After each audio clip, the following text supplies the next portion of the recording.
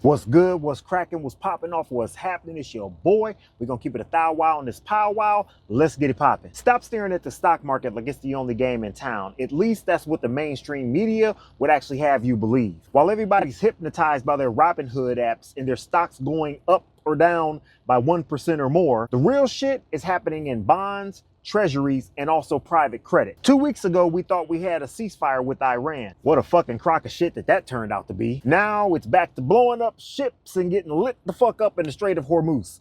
Once again, oil's jumping, inflation is back, and the fucking dollar's on steroids. Stocks barely flinched, but gold, silver, and crypto got fucking obliterated. Why, you ask? Because the bond market is finally cracking. The governments have a mountain of debt to sell, but the usual buyers, China and Japan, are completely ghosting us like we had a bad date with them, and now they want their money back. Japan dumped about 47 billion recently. China's sitting at its lowest holdings since 2008. And how dare they sell our treasuries to save their own currencies instead of buying ours? This shit has got to stop. With no buyers, yield goes up to attract whoever's left to actually make the purchase. That's why the 10-year is hovering around 4.572%. right now. Going back to the bond market, the reason why it's more important than the stock market is because it sets the interest rates for the entire fucking economy. And the stock market itself is basically a casino for extracting value from individual companies. Pretty much you buy and sell shares hoping that the price moves your way. And it's the same with crypto. You can make money trading the asset itself. Hell, with DeFi, you can go even further. With the protocols themselves, they're actually yield generating in some cases. Based on the platform, something like a vfat, or you would take the assets and purchase them and move them into Metallicus in their ecosystem, you can earn interest borrowing and lending, or earn excessive yield based on compounding inside of something like vfat, anywhere between 6% I've seen at the low and at 100% on your money on the high. So you can purchase something like Ethereum or Metal X or something like, I don't know, Quant or Aave, take those into those different protocols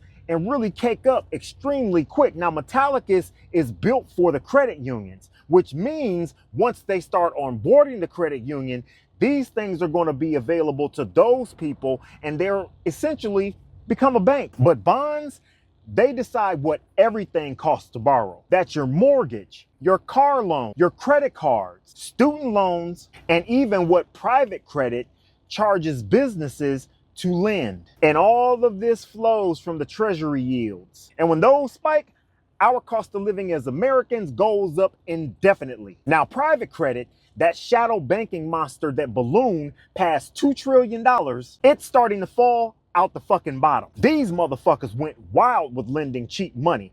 Then what happened was the rates shot up to over 400 basis points. Companies can't refinance, coverage ratios are trash, and those defaults, baby, they start rolling the fuck in. BlackRock's TCP Capital saw its NAV drop 19% in 1 quarter and 23% for the fucking year. And those lawsuits, baby, they starting to fly. Nearly 70 ERISA class action lawsuits already this year. That's double the normal pace. These funds inherently are getting sued for fudging the numbers and fucking over investors. Here's my take, and I want to be very clear.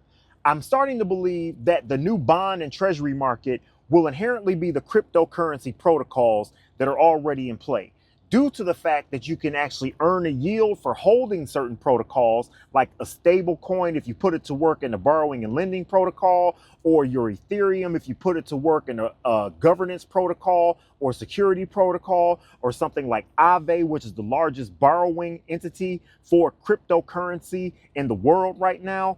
I'm starting to believe that those are going to be, if not a part of, the entirely revamped bond market in the extreme near future, which is also probably why there's been a talk of onshoring a lot of the American-born crypto companies to bring these entities back home. Because the more we have, the better off we actually are, and the more we can distribute said entities throughout the rest of the world. So while everybody's watching lines go up and down on the screen in the stock market, the actual foundation underneath is cracking like a motherfucker. higher borrowing costs for government, higher rate costs for you, and private credit cracking up under all the pressure.